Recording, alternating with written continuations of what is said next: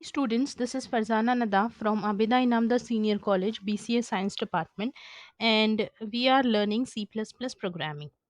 Okay, so in the previous videos, we have discussed about Unit 1, which was Introduction to Object Oriented Concepts. Okay, in that we have seen what is procedure oriented programming, what is object oriented programming, what are the differences between procedure oriented programming and object oriented programming. Yes, and we have also discussed about the concept of classes and objects.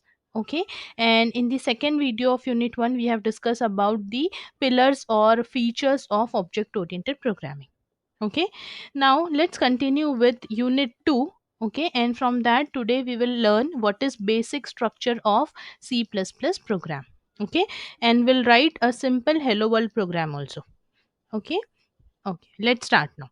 So C++ program is divided into different part.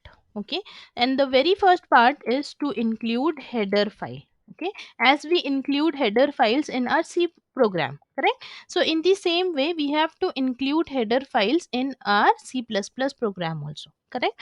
What is header file? Header files are nothing but which contains all inbuilt function, and that functions which can be used in your program. Okay, so definition for all inbuilt functions are defined in the header files, correct? So there are different header files and we have to include the header files as per the requirement. Okay, now in this program we are just dealing with input output, so here I am including input output header file, which is io stream hash include io stream. This is input output stream. Okay, now with the header file we have to include using namespace std. Now what is namespace and why we are using namespace, this I will cover in the upcoming videos. Okay, when this topic will come then I will discuss this in detail. Okay, so till now you just have to remember one thing, that first thing in your program, once you create your file, first you have to save the file with .cpp extension. Okay,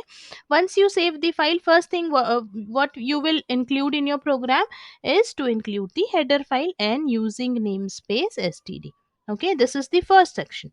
Now second section of your C++ program is to define a class.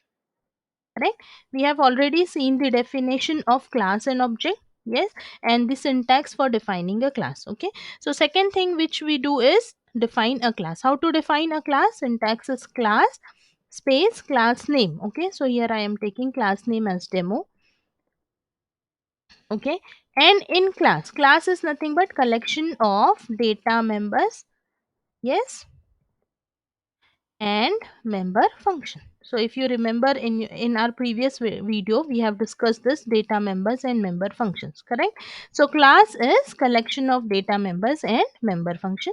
This is the definition for class. Okay, now the third section of your program is main function. Third section of your program is main function. Here we write the main function. Clear? So this is the basic structure of your C++ program. Okay, I hope this is clear to everyone. First thing is header file. In header file we'll include the header file, also we have to write using namespace std. Second part of your program is to define a class. How to define a class? Using class name, and in that we have to define the data members which we require and member function, correct? And in main function, the third part of your program is the main function, correct? In main function, first thing which we do is to create the object. Okay, because without object your class will not work. Okay, your class is not having any meaning without object. So first thing which we have to do in our main program is to create the object. Clear?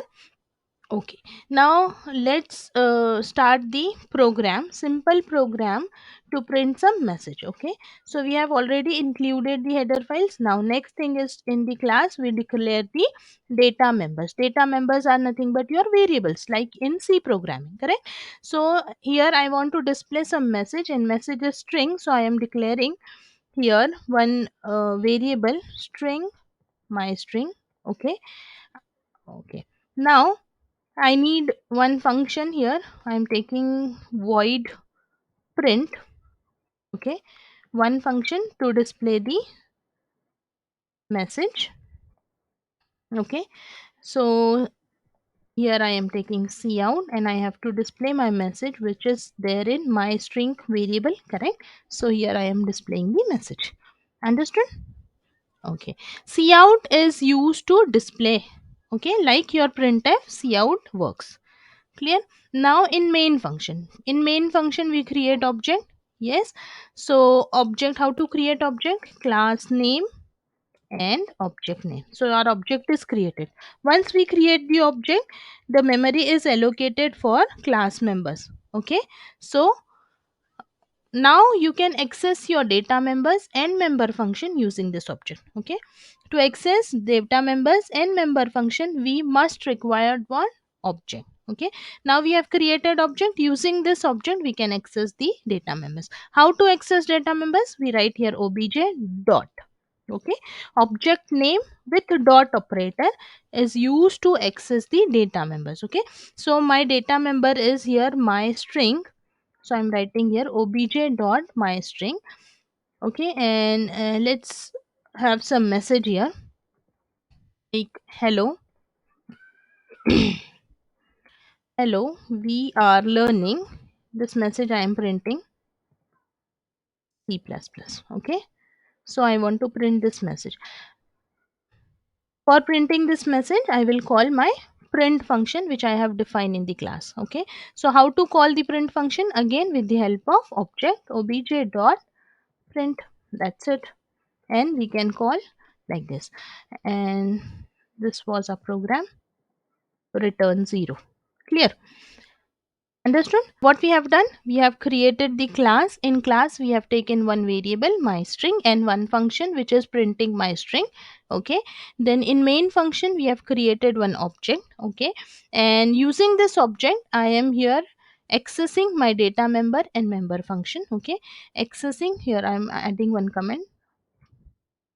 Accessing data members. Okay, using object. Okay, how to access object with dot operator? Okay, in this way we will access the data members and member functions. Okay, now one important thing is access specifiers. Okay, access specifier is to show how and where this data can be accessed. Okay, what is the limit to access the data? Okay, so there are different access specifiers: private, public, and protected. Okay, so by default access specifier for a class is private. Default access specifier for a class is private. Okay, so let me make it public for now. Now execute the program, save it and compile. Okay, we got the output. Hello, we are learning C++. Okay, now if I remove this public, this is private. Yes, and now let me execute it again. So it will give me error that this my string is private and I cannot access this my string outside the class. Clear? I'll explain you access specifier in the separate video. Clear? Understood? Okay, so I hope structure and the first program is clear to everyone. Okay, it is very simple. So let's try it on yourself. And so if you have any doubts, you can ask in the comment box or you can come in the department to ask. Okay, and that's it for today. Don't forget to hit the like button. Thank you.